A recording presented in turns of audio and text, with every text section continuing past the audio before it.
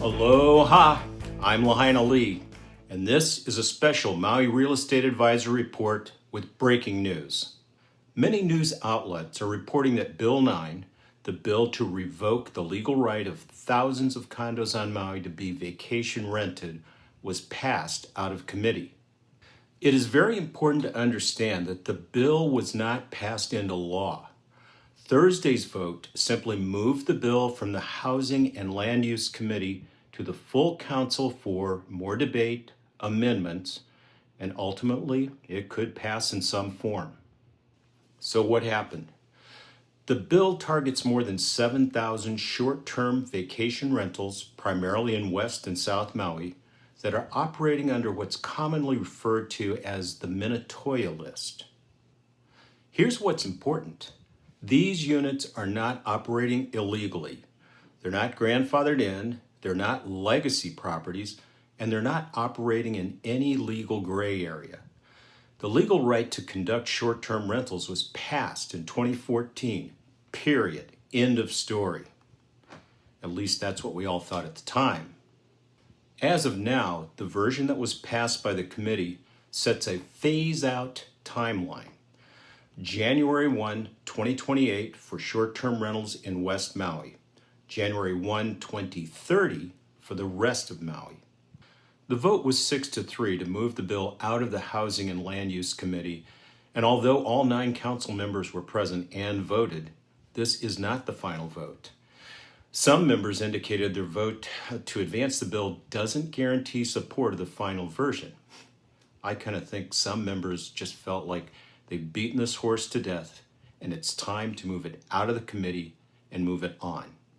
This bill was introduced and pitched as a solution to Maui's affordable housing crisis. But what the proponents of the bill seem to be ignoring is that there is nothing in the bill that addresses affordable housing. Instead, it's more like a misguided sledgehammer that's crashing Maui's #1 source of income for island businesses and tax revenue for the county. Mayor Richard Bisson, who supports the bill, acknowledged the magnitude of the change, but framed it as a housing-first shift. He said this is a critical first step in restoring our commitment to prioritizing housing for local residents and securing our future where our keiki can live, grow, and thrive in the place they call home. He went on to say tourism will continue, but it must do so in a way that doesn't hollow out our neighborhoods. If we want to make a housing-first shift, we should have a bill that focuses on housing. And as for tourism hollowing out our neighborhoods, none of the condos in question, especially those in West Maui, were ever designed or intended to be for full-time residents. Why do I say that? A group of West Side real estate brokers worked together to collect and review the documents that were required to be submitted and reviewed prior to building any of the affected apartment zone condos in West Maui. Every one of them states in the intended use section of the document that these condos specifically allow hotel use or vacation rental use or some similar language. Meanwhile, the University of Hawaii Economic Research Organization, UHERO, issued a stark warning. The phase-out could open up 6,127 housing units, roughly 13% of Maui's total supply. It never says that they would be affordable, but it would also trigger a 15% drop in visitor spending, a decline in GDP, and a loss of 3,800 jobs.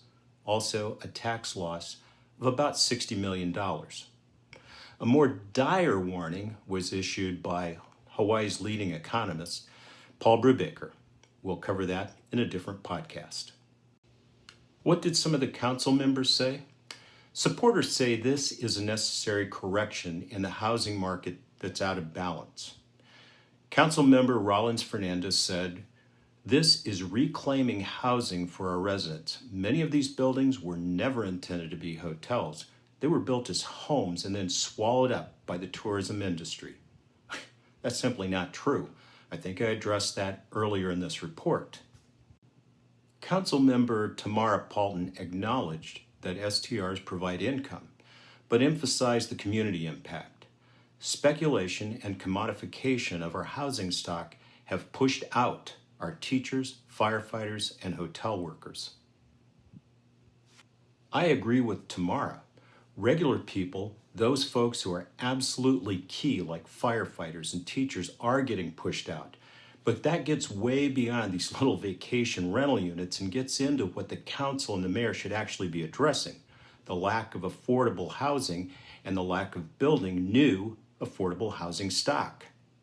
Many projects have been presented to county councils over the years and rejected. The county government has a big part in the responsibility of the shortage of supply. It's all about supply and demand. And there's a sharp contrast in perspective from some council members. Council Chair Alice Lee, who voted yes with major reservations, said, "This bill is half-baked. We're taking away legal use, and there's no clear pathway for those impacted. Some of these zoning processes have taken 15, 16 years or more." Tom Cook, voting no, warned, "We're not just shifting policy, we're revoking rights. This is a massive economic hit, and there's no guarantee that these units will become affordable housing."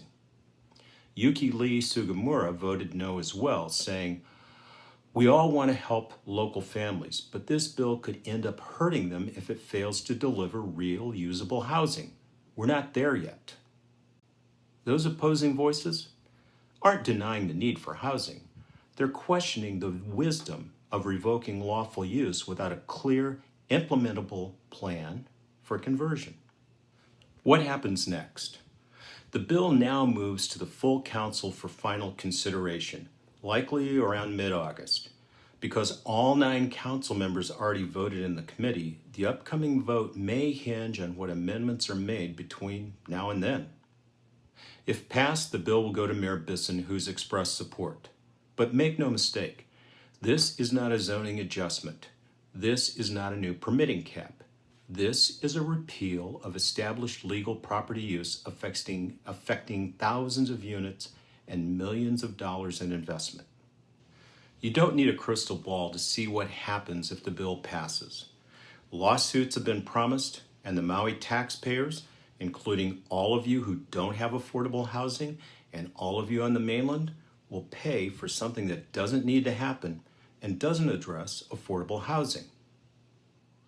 What the county needs is for someone or some group in leadership to make a John Kennedy-like statement, something to the effect that by the end of the decade, we will build enough affordable housing for all of Maui's residents. And I can hear the voices, someone out there saying, "Oh, we can't do that because." What Kennedy said was, "We do these things not because they are easy, but because they are hard." We need to make affordable, dignified housing not because it is easy, but because it's the right thing to do. Sorry if I get a little preachy there, but needs to be said. Thanks for listening and watching. If this resonates with you, give us a like, subscribe, and share it with a friend. From the greatest island on earth, this is Lahaina Lee saying, aloha, y'all. Tony Brown produced this podcast. The information provided in this podcast is for educational and informational purposes only. It's not intended as a recommendation to invest in real estate or any other financial asset. We are not financial planners, certified public accountants, or attorneys. You should consult with a qualified professional before making any financial, legal, or investment decisions. All investments carry risk, and past performance is not indicative of future results.